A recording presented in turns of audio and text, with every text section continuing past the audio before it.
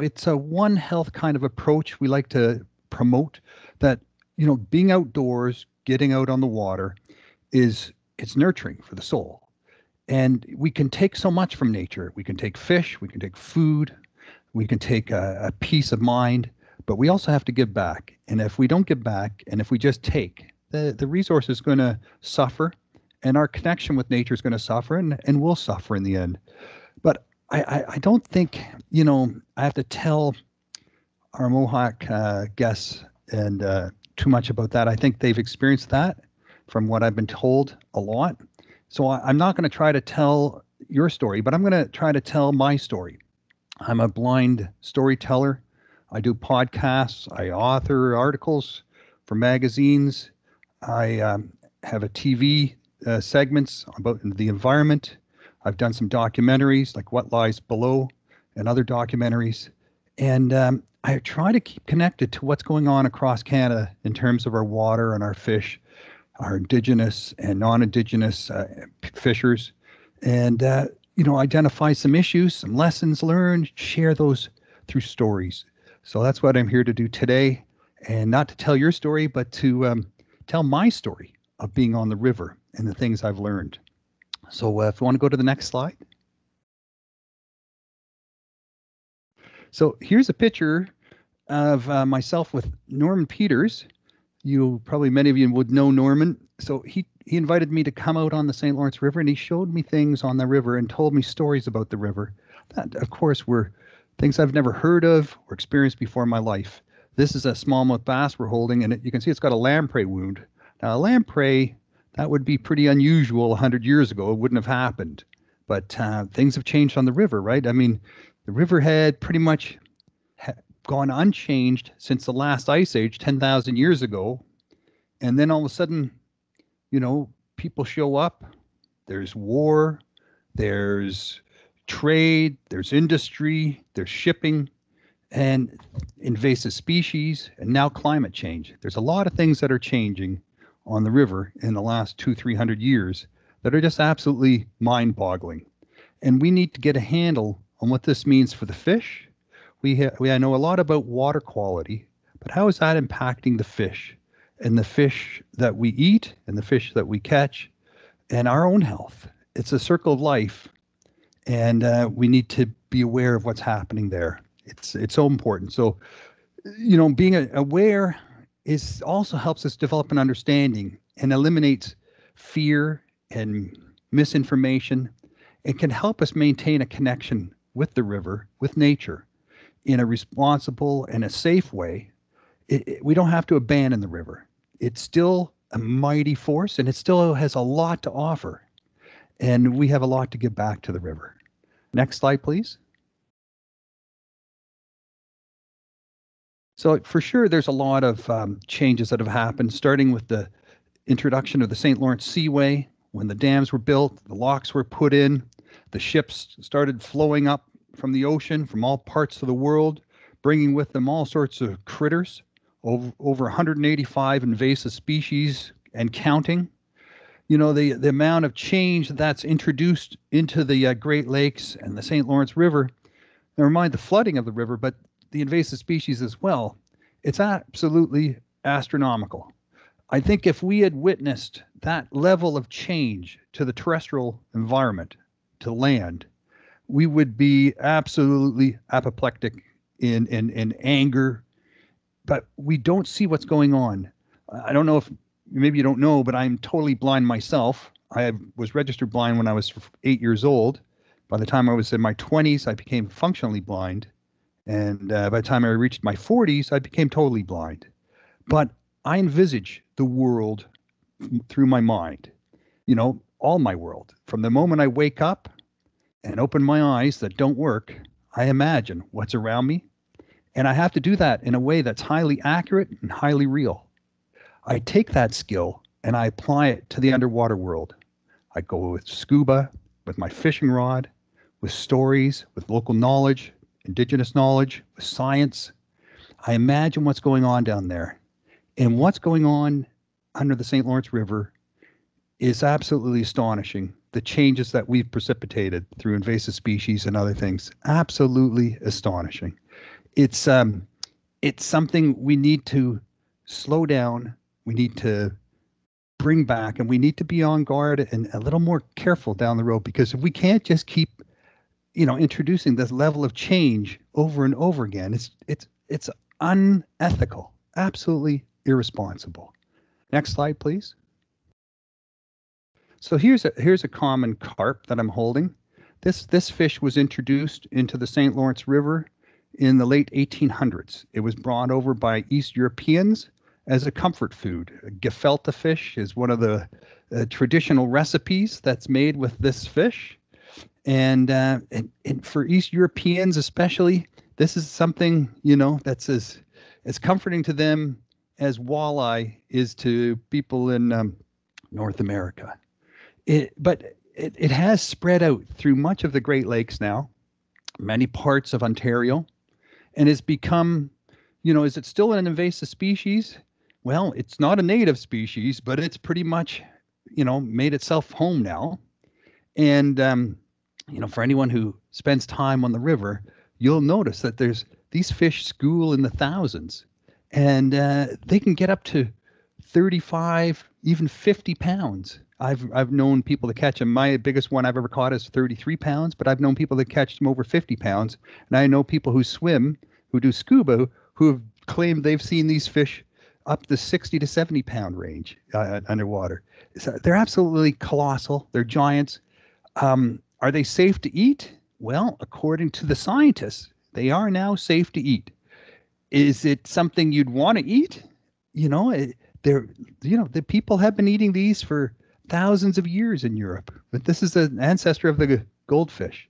Now, these fish eat grubs and they're bottom foragers, but there's other types of carp now that are coming into the Great Lakes, like the grass carp that eat plants. They're like cows. They just chew on plants, and they can mow down a weed bed pretty handily. There's silver carp and big head carp, and these are filter feeders. These are the ones that feed at the base of the food chain, the zooplankton, the small animal life forms in the Great Lakes and the St. Lawrence River that bait fish depend on, that the rest of the food chain depends on. And so there's a lot of concern that these types of grass carps and filter feeder carps could totally destabilize the ecosystem if they were allowed to get a foothold and expand their numbers. So there's a lot of money being spent to prevent that from happening. These fish escaped, they think, from fish farms in the lower Mississippi River, have made their way up through the Mississippi River to Chicago, and they're trying to get in through some of the canals now at Chicago into Lake Michigan. And maybe they have, but no one's known them to have spawned yet. So, there's a lot of money and effort being spent to prevent this from happening. Again, more colossal change brought about by human activity. Next slide, please. So, they're beautiful perch, right? Who doesn't love to eat perch? A lot of people say, Lawrence, what's your favorite recipe, when you're preparing fish? Well, I love smoked fish. There's no doubt about that. And but you know what? Butter, cast iron frying pan, and a little salt. Really, what more do you need, right? I mean, you put these fillets in there, and it's the best food you'll ever eat in your life. And it has been a food for many people and a source of income for many people. And people are asking, where are the yellow perch going? Like, what's happening to them? Have they all been fished out? Well, they're certainly not as numerous as they used to be. And why is that? And people are saying, well, it's related to the weed beds, and the weed beds are disappearing. And why is that? And then you think about what causes weed beds to grow, and it's nutrition, right? It's fertilizer. It's nutrients in the water. The more you pour into the water at one end, the more the weeds are going to grow at the other end. And now that we're starting to get that under control through raw sewage treatment, fertilizers, things of that nature, we're starting to see that the weed beds are starting to reduce in numbers. And this is something the St. Lawrence River Institute has looked into quite extensively and continues to look into, and they'll talk more about that. But they think that maybe the St. Lawrence River is returning back to a state that was more normal before people, large numbers of people, started dumping nutrients into the river. Like, for hundreds of years or thousands of years, we just saw the river as a big disposal site. And it didn't matter because everything we had, like 100 years ago plus, was organic. To put it in the river, it really didn't hurt anything. It actually created more habitat and more weed beds. So, but that's not the case anymore. What we're dumping in now is, for the most part, not biodegradable and not safe. And we'll get more into that as well. But all that to say, it's more changes are happening, and it's maybe not popular, but maybe this is a sign of things to come, that the river will have less weed beds in future. Next slide, please. So here's a picture of Jeff Rydell back in 2017. I've been going to his science symposiums at the St. Lawrence River Institute every year for a number of years now. And sometimes I speak, sometimes I listen, sometimes I organize a whole half day of sessions on fish health. And this is what I did in 2017. We had some of the best scientists that I could find. We brought them in. We talked about fish health because I think talking about water quality is important. But I always think, well, if it was just water quality, is that about the environment, or is that just about making sure we have safe water to drink? And I like to think that exactly what this conference is called, it's about the health of the water. It's about life in the water, and bringing these experts together to talk about the life in the water and how the water sustains life and the life sustains water. Well, I think it's important that we need to look at the big picture, not just water quality and what's in that water and how many counts of this and counts of that. I mean, that's all super important for sure. But to understand the knock-on effects that this has in terms of how it impacts the fish, the health of the fish, the numbers of the fish, and how it impacts our life if we eat those fish.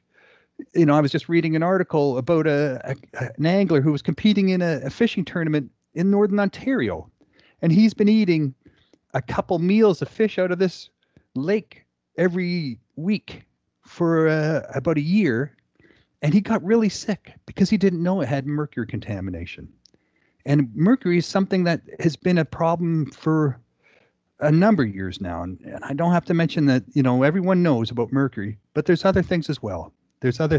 We need to know what those other things are. We need to be able to measure them. We need to know where they're coming from.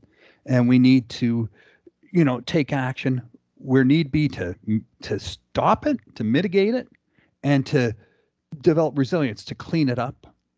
And just some great stories coming out from the Mohawks communities of what's being done on that front. But so much work still needs to be done around areas of concern for sure. Next slide, please. So I think youth and inspired youth, informed youth, engaged youth is important, and for many reasons. But first and foremost, connection of youth to the water. Down at the shoreline, where land meets water, where you have all the elements of land meeting all the elements of water, and you have this synergetic effect. It's not just 1 + 1 = 2, but it's 1 plus the other equals 10, because the water and the land coming together creates a cornucopia of life. And young children see that, the polywogs, the dragonflies, all of that life at that shoreline.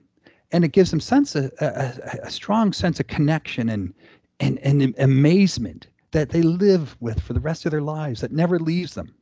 So just making sure kids have those experiences is something that's the first step.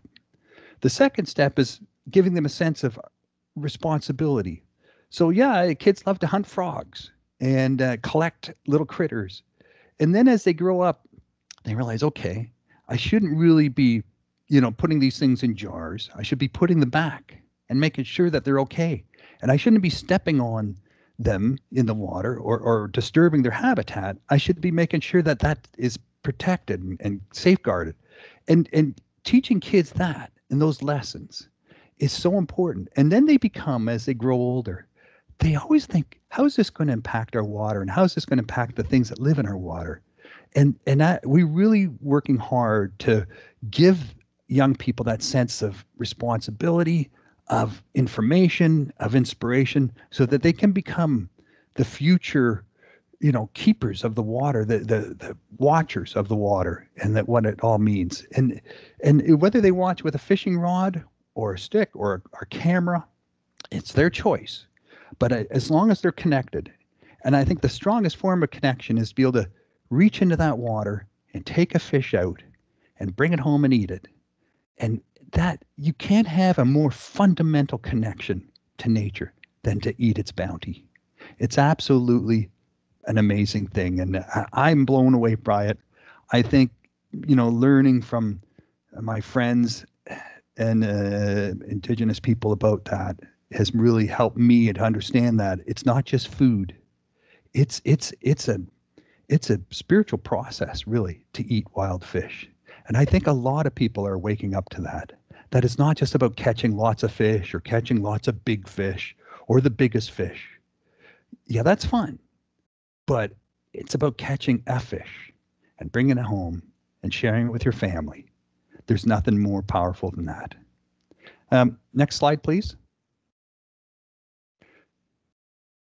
Here I am out on the middle of the St. Lawrence River on about 6 inches of clear ice, trying to catch myself a walleye. It was so cold.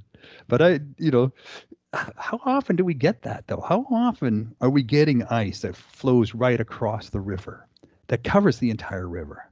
Less and less. And is it because the river levels are going up and down like crazy because of flooding, and they're trying to get water out of Lake Ontario and lower Lake Ontario, so they're opening up the dams on the St. Lawrence River and just letting it rip through? Yeah, that's part of it.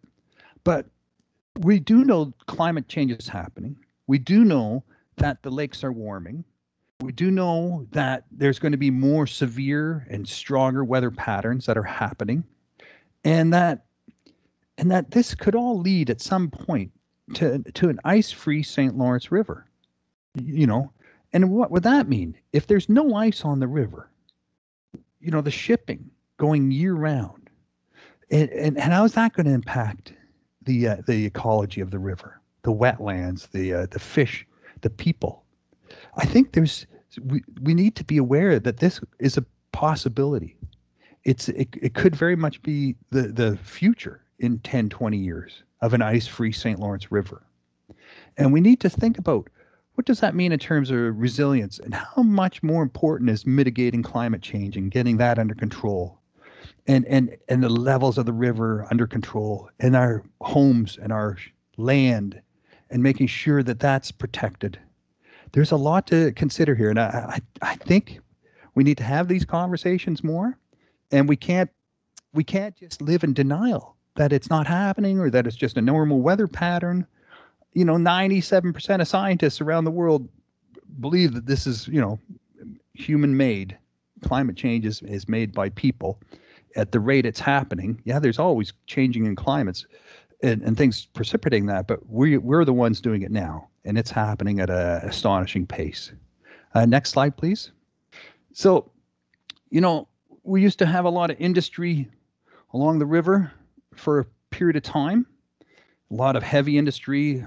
We still have it. It's still there. It's still left its legacy. We take away the buildings, we remove the piers, we remove the visible signs, but the invisible things that are left behind that can only be detected by observation or by science, those things are still there. And we need to make sure that people don't think the job is done just because they took the factory away. There's so much more still to be done around these areas of concern. And in the meantime, the river is rebounding. Nature is restoring. Nature is recovering. And to have people come from all over North America and fish in our river, to have a competition for a weekend to catch a bunch of bass and let them go, and bring millions of dollars with them. And TV and people who are just, broadcasting around the world what a great fishery the St. Lawrence is for bass and muskie and walleye. It's got such a tremendous reputation. And with that comes tremendous possibility for tourism, for ecotourism, and to bring a sense of value to that, and to be able to for Indigenous people to tell their stories and to take control of that and to be involved with that, it's the ground floor, right? It's cleaned up, and it's because of a lot of activity by Mohawk people that it's being cleaned up. Now it's time to prosper from the results of all that effort of cleaning it up and getting involved with organizing tournaments and guiding and tourism. There's opportunities. Opportunities are not going to go away. They're just going to become more and more important. And they're economic opportunities. And they have to be done in a respectful way. They have to be done in a responsible way. They have to respect the peoples whose land they are on. And there has to be a way to sustain the communities, the Indigenous communities and other communities as well, to give a social and economic sustainability through jobs and economic growth. So there are possibilities and opportunities coming for sure. Next slide, please. So there's Henry Lickers, first ever International Joint Commissioner. The IJC is an organization over 100 years old. It's responsible for mediating disputes between the United States and Canada and the First Nations that live along these borders. And to have Henry on the commission to bring that local knowledge, that Indigenous knowledge, and more importantly, I think, too, just represent, to be there and a voice for Indigenous concerns, it's already starting to pay off. We have an IJC committee now that's formed to look at consumption advisories. Which fish can you eat? How often can you eat it? Who should be eating it? Where can you catch fish that are safe to eat? And where shouldn't you be fishing? So these are all important questions. We need answers to these questions. And then it doesn't help when you have a government on one side of the river saying, don't eat the fish, and a government on the other side of the river saying, it's okay to eat the fish. Who do you believe? We need to make sense of this. We need to get government to say, look, this has to happen in ways that make sense to the people that live on the river, not just for tourism, not just for anglers who are coming from away and spending money and staying at a hotel, not just, so politicians can sleep at night thinking everything's fine. It has to be real. These advisories have to make sense. If you have one hand of government saying you can go out and catch 5 fish and eat them, and another hand of government saying don't eat more than 1 meal a month, that makes no sense. Why would you encourage people to catch 5 fish if you should only eat 1 meal a month? So there's just, even the disconnect within government is just mind-boggling. There's a lot of work that has to be done. Henry knows this. He's on this. Others are waking up to this. I'm chairing a committee, and we've got representation there from a bunch of different groups. We have some Indigenous involvement as well. It's called Fish Health in the Great Lakes. We're on this. And not only are we talking about mercury and PCB, but we're talking about some of the other chemicals that are chemicals of concern, and some of the other chemicals that aren't even registered as chemicals of concern, but are definitely in the water. There's the old ones, and then there's these new ones. And we need to get a hold of this. We need to get an understanding of this so that we don't end up with a big pile of nonsense, 50 years from now. We need to get it under control now before this gets out of hand. And educate people and hold them accountable. Next slide, please.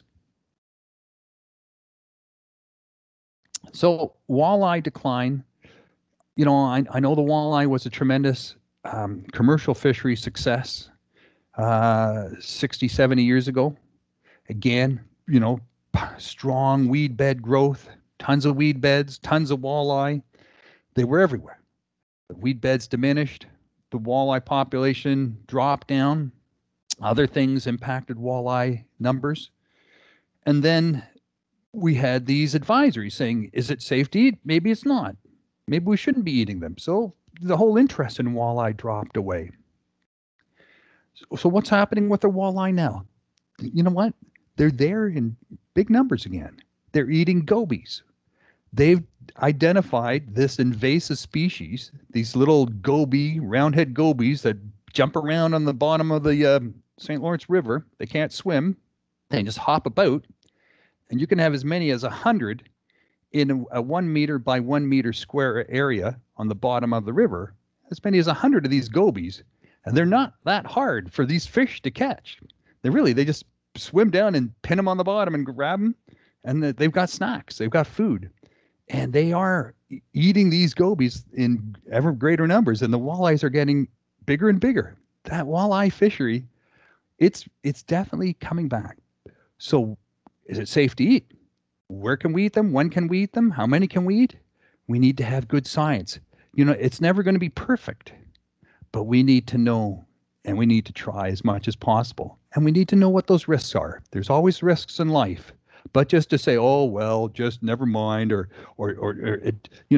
just pretend there's no risks, that's not how to live life.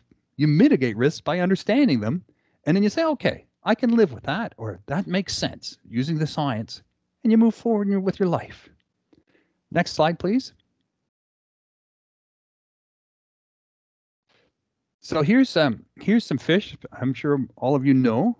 This is the apex predator. These are muskellunge.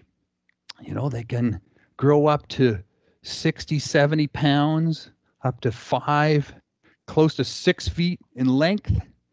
Some of the records that were set in the 1920s and 30s are absolutely astonishing, but they're still big fish, big muskellunge being caught in the St. Lawrence River. They say the health of a river or any watershed is determined by the health of the apex predator. If you have a strong bear, then everything else that bear depends on is in good shape. If you have a strong muskellunge, then everything else in that watershed must be in good shape. It's not necessarily the case right now in the St. Lawrence River. We have a disease outbreak that's happening again. We had this happen about 10, 12, 14 years ago, where a lot of large muskellunge perished. And now we're seeing evidence of that happening again up around Brockville area, up that way, Clayton, where the gobies are getting to 10, 12, 14 inches in size. Ideal conditions for gobies up there, living on rocks 20, 30 feet down. It's a perfect condition for them. They love rock bottom. They love being in 10, 20, 30 feet of water where there's some sun. And the muskie are chomping down on these guys. But these gobies are also harbingers of disease, and they don't care because they'll reproduce 3-4 times a year. So developing immunity to disease is not their big issue. Just appropriating and having, baby gobies is where they put all their energy. So they are disease ridden, and if you have a big fish that's eating these things and is susceptible to these viruses that we know, they're starting to suffer again. So understanding these circles of life and what's causing it and getting, is important. So this is why we need scientists. This is why we need government to invest in research. This is why we need to work with scientists. And these scientists totally depend on citizen scientists to help them, to gather the samples. The hardest thing with fish research is getting samples. You can sample water. You can stick thermometers in water. You can take samples out of the water. You can test the water. You can measure its clarity, what's in the water. You can do all that. But to find the fish and to test and be able to sample the fish and track the fish, that takes an incredible amount of resources. That's a huge drain on any researcher's budget. If, as anglers, as fishers, if we can help that by reporting tags, by getting involved with tagging to help these scientists, by going out and tagging the fish for them and letting them go, that we will be the beneficiaries of the science, as well as nature will. It's our way of giving back. Like I said, it's one health. We give back, we take, we got to do both. So citizen science, sharing local knowledge, Indigenous values, these are all important things that we need to be doing. And it's going to make a difference in terms of how well the fishery does and how closely we can stay connected to the fishery. Next slide, please. So I talked a little bit about being blind, and I talked a little bit about visualizing. But I tell you, if you have a chance to go and scuba on the St. Lawrence River, even if it's just with a paddle board, some fins, a mask, and a snorkel, and just paddle around and observe what's going on down there. Absolutely astonishing. And what you'll notice most of all is that there's not a lot down there. Like for the most part, it's just flat bottom. So if you realize that 80 to 90% of the bottom of the St. Lawrence River is not conducive to fish health because it's just there's no structure, there's no weed beds, there's nowhere to hide from the current, there's no food source. It brings into perspective the importance of those areas of the river where those things do exist. And I'm talking wetlands here, coastal wetlands, structure where there's weeds, where there's rocks, where there's trees, where there's things going into the water that create places for small fish to hide, for big fish to lay their eggs, for fish to get out of the sun and out of the current, for bigger fish to go and find smaller fish and eat them. These are the shopping marts, the grocery stores. It's not everywhere. It's not everywhere for sure. Most of the fish are found in 10% of the area. But go down and have a look for yourself, and you'll see how important it is to safeguard those nurturing areas, those shopping areas, those grocery store areas where the fish lay their eggs, where the baby fish grow up, and where the big fish go to eat. Next slide, please. So, these wetlands, we talked a bit about that and how important they are. We talk about Plan 2014, which was supposed to make sure our wetlands stay wetter longer. Because as development happened and people built right up to the shoreline with their private properties and their docks and their swim platforms and their beaches, and then they said, okay, the level of the river should never vary more than 1.5 meters, either way, up or down, because that would destroy my dock or flood my lawn. And people got used to that. But that's not natural. That's artificial. That's made by humans who control the dikes and the dams and the spillways and the locks. But in a sense, it's no better than a bunch of kids on a beach with buckets and shovels building a sandcastle. At some point, there's a storm. At some point, the wind is shifting and the waves come in, and it's all for naught. And we know that now. You cannot build anything along a shoreline that's going to withstand nature. In the end, it's going to look like hell. It's all going to be busted up. It's going to look like crap, twisted iron, busted concrete. Nothing lasts. The only thing that lasts is nature itself. And we need to respect that, and we need to take care of that. We need to stop people from paving it over, building on it, and or draining it. It needs to be kept wet. It needs to be kept clear of invasive species, because this is the important place where fish and other animals go to find food and to spawn and all of that stuff. But we really need to be more involved with guarding our coastal wetlands for sure. It's not just swamp. It's not just swamp. Next slide, please. So, I tried to give an overall sense of some of the issues affecting the St. Lawrence River, the fish in the river, the people who live along the river. A lot of this stuff is visible, but most of it is invisible. And we can't just think that if it's out of sight, it's out of mind. If I believe that, I would think there's no world out there. I would just live in my head as a blind person. But I don't. I imagine my life. I imagine the world all around me. And I'm asking all of us, we need to do that when it comes to this river. We need to visualize through storytelling, through science, through experience. We need to stay connected with that river and never, ever take it for granted just because we look at it from the surface and we see it moving. We see the ships moving on its surface. We see the boats moving on a surface and the ducks. There's a whole world going on down there that we need to be aware of. And that only comes with knowledge and sharing that knowledge and experience. Anyways, I'll throw it open if there's any questions. I'd be happy to answer any questions that you guys might have. Again, my name's Lawrence Gunther. I'm the president of Bluefish Canada, and we're a Canadian charity that started in 2012. We're all about the future of fish, water, and fishing.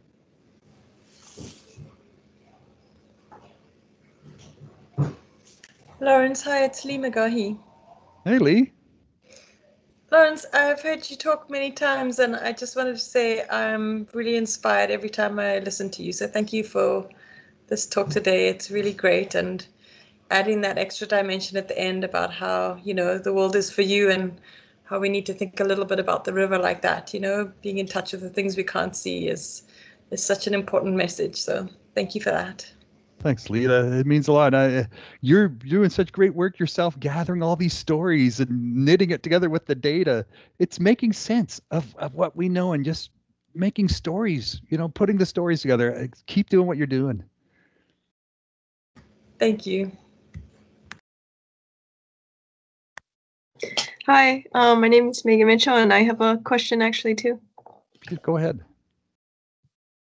I just have a question about how you're talking about the carp earlier and they're safe to eat. Have you ever tried carp yourself? And what does it taste like if you have?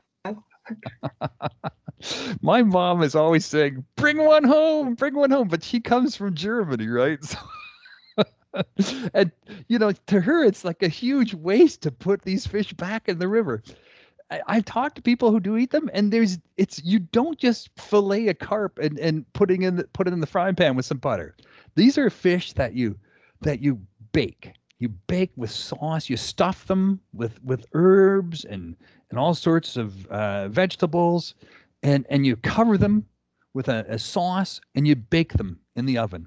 And then then you can separate the meat from the bones because they are considerably a bony fish. So it's very difficult to clean that way, but they can be very delicious. Absolutely, people love eating these fish, and I know some chefs that work in Montreal that work for very important people preparing their food, and they love these fish. They love eating these fish, so it's totally doable. Oh, that's interesting. Thank you for answering my question. No problem. You know, if you want to visit and learn more about what we're doing, we have a website. It's bluefishcanada.ca. We've got all sorts of tools there, video, audio. We also have a podcast called The Bluefish Radio Show. So if you want to keep on top of what we're doing, we love to hear from people, from scientists, from Indigenous leaders, from other local champions who are doing things to safeguard, protect, preserve, and promote their local fish and water.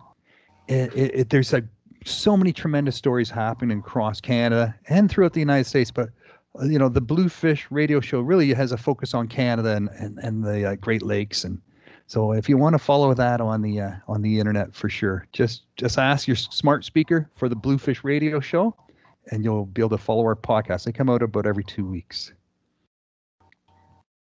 Thanks, Lawrence. It looks like we have a comment in the chat from Norman Peters in relation to how to cook carp. He says he has smoked carp before. I soaked it overnight in salted water, then hot smoke, and it almost tasted like ham. Wow. Cool. Nice. Thanks, Norman.